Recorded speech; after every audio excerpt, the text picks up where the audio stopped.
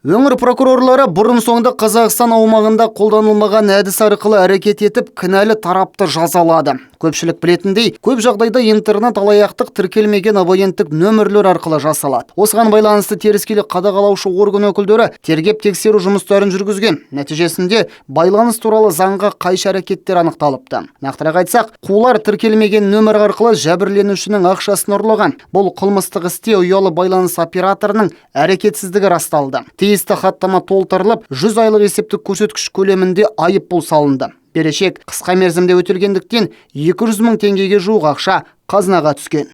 Облыс прокуратурасы ұялы байланыс оператор әрекетіне қатысты Қазақстан Республикасының әкімшілік құқық бұзушылық туралы кодексінің 637 бабының 1 бөлігі 17 тармағына бойынша әкімшілік құқық бұзушылық туралы хаттама толтырып, аталған материалды қарау нәтижесінде ұялы байланыс операторы әкімшілік жауапкершілікке тартылды. Осыған ұқсас әдіс арқылы зардап шеккен азаматтардың құқықтарын қорғау бұрын мемлекетімізде қолданылмаған. Осылайша ұялы байланыс операторларының әрекетсіздігі салдарынан алданған азаматтардың мүліктік шығындарын өтеуге мүмкіндік беретін қосымша құқықтық механизм құрылатын болады. Бұл бағыттағы жұмыстар жалғасуда.